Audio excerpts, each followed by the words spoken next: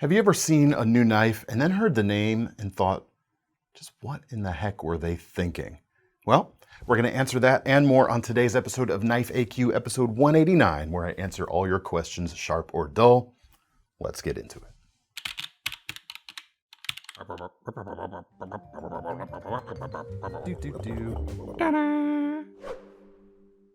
All right, everyone, welcome. If you're new here, we answer your questions from the comments section below these videos. So if you yourself have a question and think, hey, I want to have that answered on a future episode, well, to get a shot at that, comment section is where you'll want to drop it. First question today is from DJaxFred 2675. Do knife manufacturers have a department to think up the names for their latest creations? Because some of them seem, well, strange. I know what you mean. Here's the funny thing about naming a knife. It's really hard to name a knife. And having kind of done this myself, I have knife designs out there. I've had to help come up with names on them. I had to hear you come up with names. Thomas hears me brainstorming sometimes here in my oodles of spare time that I don't have. So in some ways, for a lot of the names of knives out there, I'm maybe more willing than some to cut a little slack on some things because it is difficult to find a unique and compelling name for a lot of new products. And it could very well take a department in some cases. So I'll give a lot of them a pass, but I know exactly what you're talking about because this week, in fact, a couple days ago on our New Knives of the Week video, the Rosecraft Stinking Creek came across the table. And that's one where even I'm like, really? Okay. Here's the thing. I said that already, but here's the other thing. This is where we get to take a chance right now to kind of poke a little good-natured fun at ourselves as the knife industry and look at these names for these knives. There's absolutely nothing wrong with these knives. In fact, some of them are quite good. But the names, I don't know. Stinking Creek to me conjures up a connotation when I hear it, and it's not one that I would typically associate with what I would want my knife to be. What else is out there? This one is purely a chalk this up to the language barrier between Italy and Italian and English, the MKM clap. I'm sure, in fact, I know that when they named the clap, they did not know that that was a slang term in the USA for a certain transmitted disease. So yeah, clap, you think, oh yeah, clapping, happy, fun, this makes me happy. Doesn't translate too well. There's another one, actually don't have one on the table, but it's the Kaiser metaproptazole. Sounds like a medicine you take to treat your clap. I think I saw an ad for that once. Yeah, if the situation doesn't improve in 4 hours, you got to talk to a doctor with the There are a lot of side effects in that one. with the metaproptazole. Beyond that, there's some knives out there that I think have names that not only do they connote something that's a little like, maybe I don't want my knife to say that sort of thing, but names that describe something that I don't want my knife to do at all, such as the Civivi fracture. I don't want my knife fracturing. Thanks very much.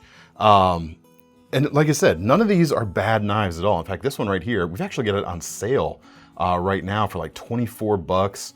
It's an 8CR bladed slip joint, 3.35 inch blade, one hand openable. It's cool. It's got that great Civivi fit and finish too, and it's a great price. The other one that comes to mind as well, the Boker Plus slip lock. That's the last thing I want my lock to do, slip, Cool knife. And I can see what they were kind of going for, and this is where, having played the game, I can see the thought process.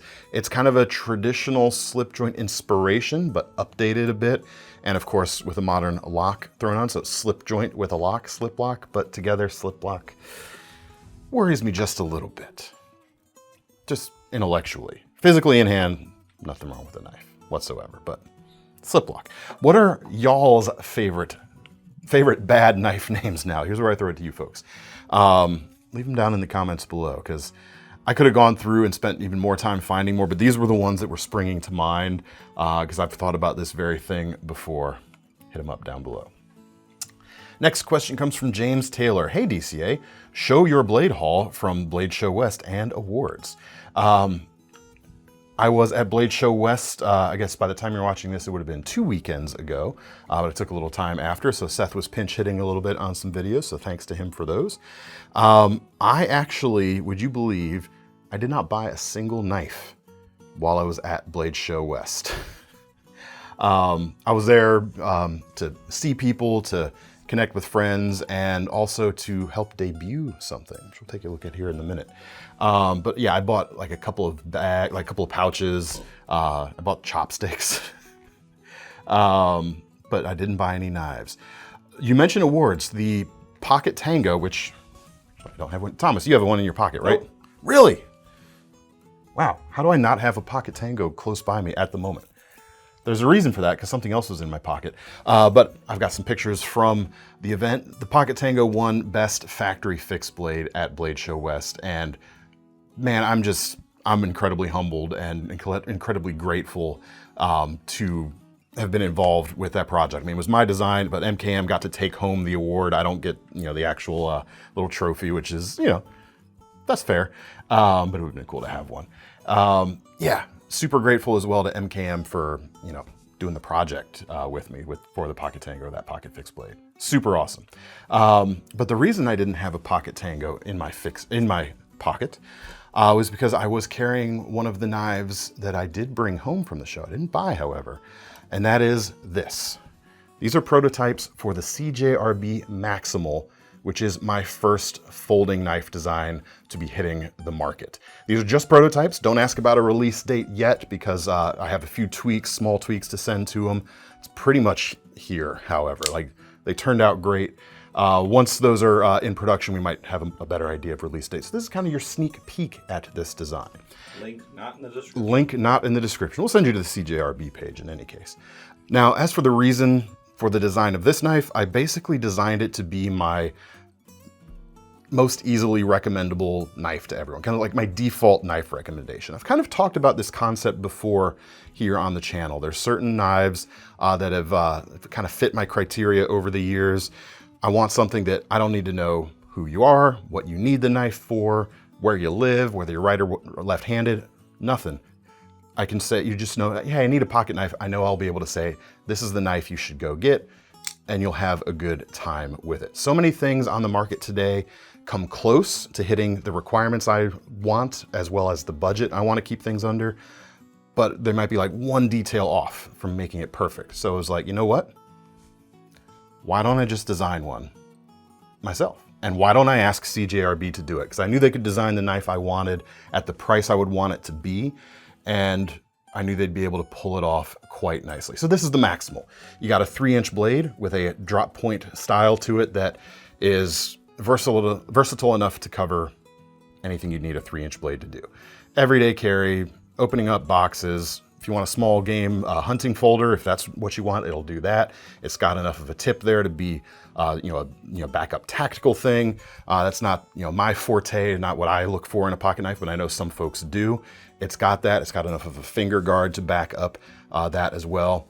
And the handle was really the key here. The 3-inch blade is small enough to take just about anywhere, but the handle had to be big enough where you could really kick some butt with it. You could actually do some heavier work with it, not have a shrimpy handle, and that's what we came up with here.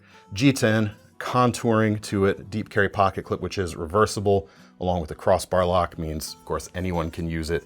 And if you need the knife to cut bigger, you've got the ability to do that, and yet it still is a nice compact package. The action on CJRB's crossbar lock too is just excellent. They're using heavier springs than some other competition out there, and it just works very, very well. There's gonna be a few different flavors available. They should be right around that $50 mark. I'm hoping under $50. It'll be cool. Steel, RPM 9. That was the other thing. It's a spray form steel, and in the realm of budget knife steels, it's amongst the best for sure. So I knew they had something unique and cool to offer there that only CJRB could pull off. They're the perfect partner, and I like Russell. That's the thing. I'm in a pretty lucky position right now where I'm kind of able to choose the people I want to work with, and I like Russell. So it's everything together. I think is going to be pretty cool. CJRB Maximal. On the topic of names being hard, it was literally the night before the show where we finally pinned down the name. Russell and I were sitting in a bar trying to make sure we had the name right before moving forward. So there you go. I hope you like it. I hope it comes out soon, and I hope you like it then too. Thank you. All right, now we come to our next segment, which is called Damyr's Buried Treasure, inspired by his question, which launched the series. Today we are on letter H. We're going through the alphabet and picking out a brand we have never shown on the channel before and showing it on the channel. And today, Hollywood Collectibles, where they make a few things, but basically what we stock here on KnifeCenter is all of their Rambo knives, officially licensed Rambo knives. Here is the First Blood Standard Edition, 9-inch blade, that sawback, wrapped handle. I don't remember whether these were on the movie version or not, but you've actually got a flathead Phillips head on the cross guard right here. And yes, it does come with the survival kit in the handle, in a little waterproof tube right there. I think it's waterproof, actually. I'm not sure how waterproof it is. But you got little things in there like fish hooks, a match, a striker, some scalpels for, you know, more blade.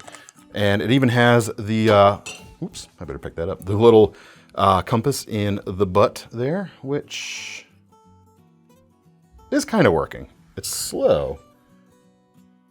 Yeah, it's slow, but it's working. So there you go. That's the First Blood. You got the. I also pulled the Rambo 3 version because this thing is just almost comical when you hold it in the hand. This is about $160 right now.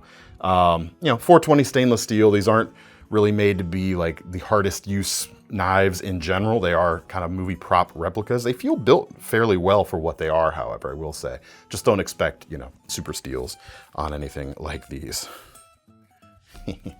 This is kind of like that. That's the reason they exist, so you can pick one up and go, Hollywood Collectibles. Come back next week for the letter I, right? I comes next. Yeah. That's how the alphabet works. Usually, last time I checked. All right, now we come to the lightning round for today. Derek Wedge 09. This is kind of a reply to the $300 and under Grail knives episode we did last weekend. What is your dream Grail if money was no option and it was available for you to buy? Easy answer right here. That would be, longtime regulars of this channel know I'm a fan of the Nessmuck pattern of hunting knife. I just think they're beautiful and gorgeous and they work well, and I just love the artistry on those. And they're a little bit rarer out there than, you know, other patterns. So in a way, it kind of self-limits the available options out there, which means I spend less money, which is cool. If the original Nessmuck were ever able to be found, that would probably be one, but that thing's, you know, lost to history.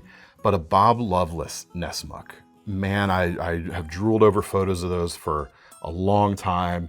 I don't see them for sale very often, and I don't have the scratch to you know, order up a build sheet from the Loveless shop nowadays either.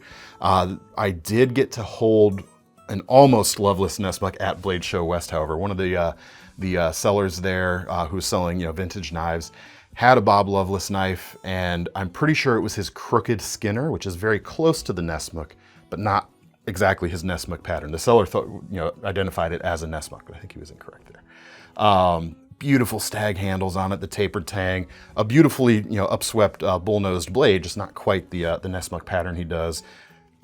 But I did not have the several $1,000s to drop on it either. Man, I would jump at the chance if I had the opportunity and the capability to drop that kind of change. Oh, man, even just thinking about it, I'm getting excited. Slow your roll. Next question. Yes. Powers WW1 Reset. I hope that's not code for anything. Come on, Seth. You didn't mention anything about the Tang of that LionSteel Ago. I guess it's better left to the imagination.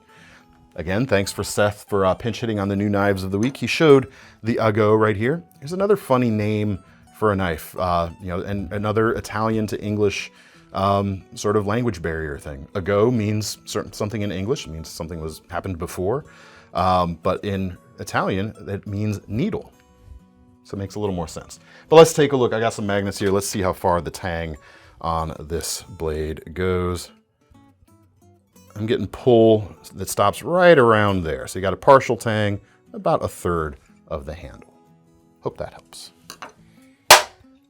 Well, now we come to our final question of the day, which is, of course, our most seriousest question of the day, which comes from Besser12v66.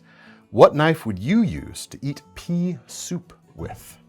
Well, this is another case where our adage / abbreviation, acronym from Mora over really anything, comes into play.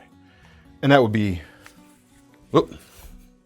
the Mora gutting spoon right here. It's got a knife handle, so I'm gonna give it a pass. There you go. That would be my answer. It's a soup knife. Soup knife! Oh, I love soup season. I'm so happy that it's soup season. I'm gonna make soup this weekend. Not pea soup though, and I'm really a huge fan of pea soup. Tell me your favorite soup in the comments as well, and I'll look it up, and maybe I'll make it for myself later. And maybe I'll report back on it. Or maybe we'll just eat it and go to bed. Because that's what I do when I eat soup. Keep your questions coming, folks. Keep your most seriousest questions coming as well down in the comments. If you've got some alternate suggestions for answers, like I said, let me know your worst named knives out there. Drop those in the comments as well. And to get your hands on any of these guys, check out the links in the description, which will take you to KnifeCenter.com. Keep an eye out for the Maximal. It's not there yet, though. While you're over there, don't forget about our Knife Rewards program. We've also just added a Sezzle option for people who've been asking for that as well. That's all for now. I'm David C. Anderson from the Knife Center, and that is Thomas behind the camera. We're signing off. See you next time.